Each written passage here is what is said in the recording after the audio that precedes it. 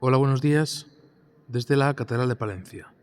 Nos situamos ahora mismo hacia los pies de la catedral, estamos viendo en imagen el trascoro y hoy, 6 de marzo, se cumplen los 551 años del nacimiento de Miguel Ángel, el gran artista del Renacimiento florentino que va a influir muchísimo desde el Renacimiento a los artistas posteriores. Obviamente en su época va a influir mucho, pero su gran talento va a trascender épocas posteriores, el barroco, incluso hasta nuestros días. Bien, y vamos a ver un poco la influencia de Miguel Ángel en obras que tenemos aquí en la catedral. El trascoro es una obra mucho anterior, es un trascoro tardogótico de hacia 1513, vivía ya Miguel Ángel, mientras en Italia se está haciendo el Renacimiento, aquí todavía se hacía tardogótico, pero vemos que los relieves y las esculturas que decoran este trascoro son posteriores, son ya de finales del siglo XVI, principios del XVII, en torno al año 1600. Y se han atribuido recientemente a el escultor Pedro de Torres, un escultor que va a trabajar mucho en Palencia y que pertenece a una corriente estilística del Renacimiento que se llama romanismo miguelangelesco, un manierismo de raíz romana que deriva de Miguel Ángel y sus discípulos.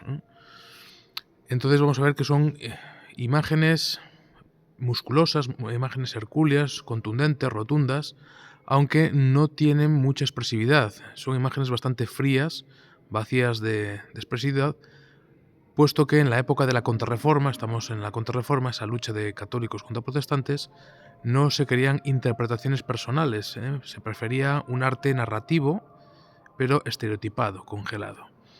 Y aquí tenemos un relieve que nos muestra el martirio de San Ignacio de Antioquía, obispo de Antioquía, donde podemos ver esas características propias del romanismo miguelangelesco, ¿no? Con imágenes que son más corpulentas y donde tiene mucha influencia la imagen del Moisés de Miguel Ángel, esa obra que está en la iglesia de San Pedro Advíncola en Roma. Pues fijaros cómo en el emperador Trajano, que está visualizando ese martirio de San Ignacio de Antioquía con los dos leones, esas barbas largas y serpenteantes tan características de ese Moisés, ¿no? Cómo influyen en este relieve. También a Pedro de Torres se le debe este pequeño retablito, un retablito de pintura.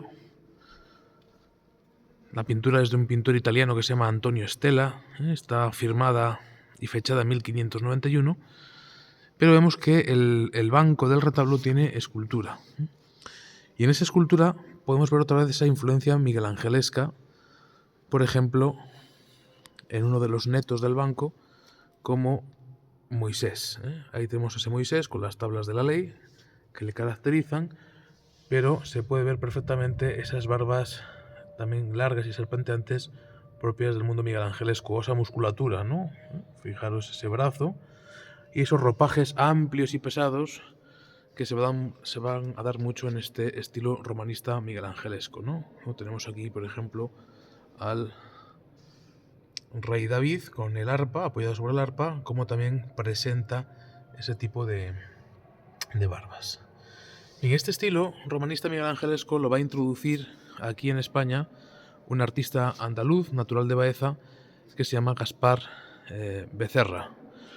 Él estuvo en Italia, él trabajó para discípulos de Miguel Ángel, como Giorgio Vasari o Volterra, y cuando viene aquí a España va a traer ese modo al romano de Miguel Ángel y sobre todo de sus discípulos, ¿no? Gaspar Becerra va a ser el artífice del retablo mayor de la Catedral de Astorga, y a partir de entonces esta escultura romanista se va a difundir por todo el norte de España. Bien, vamos a acceder, vamos a dar un pequeño paseo, vamos a ir hacia la sala capitular de la catedral, donde veremos también influencia miguelangelesca, en este caso en pintura. Hemos visto ahora en escultura, con obras de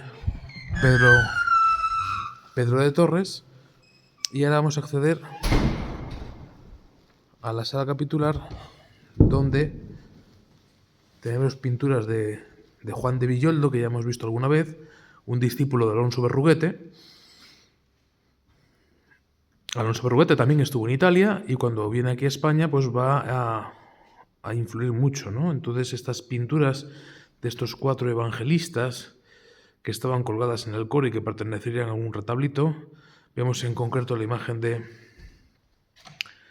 San Lucas, una imagen muy dinámica, muy trepidante, con esa composición en línea serpentinata de curva y contracurva, y con esas espaldas tan cargadas, recuerdan a las figuras también muy dinámicas que hay en el techo de la Sixtina, de la Capilla Sixtina, que pintó Miguel Ángel entre 1508 y 1512.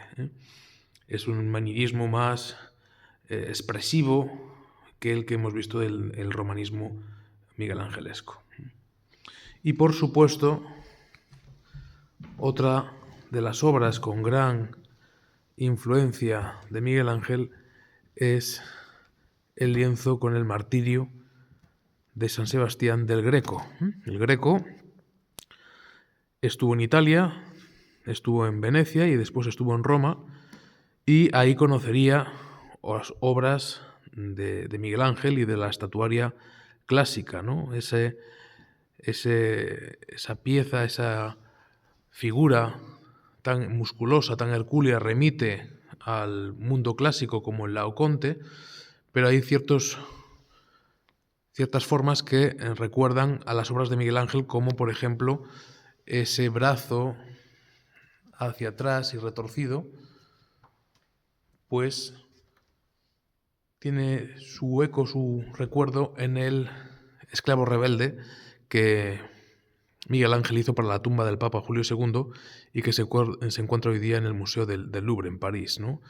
O ese brazo extendido, pues tiene ese recuerdo al brazo de Adán, de la creación de Adán, también de la Sixtina, de Miguel Ángel, ¿no? O sea que son recursos que el Greco conoció y vio en Italia, y que luego va a plasmar en este lienzo, donde se mezcla lo romano en este tipo de composiciones y también con esa gran línea serpentinata, está haciendo el cuerpo una curva y contracurva, con la pintura veneciana, donde hay un predominio de la mancha del color sobre el dibujo. Bueno, una obra que está datada en torno al año 1577, en esa fecha de cuando llega a España.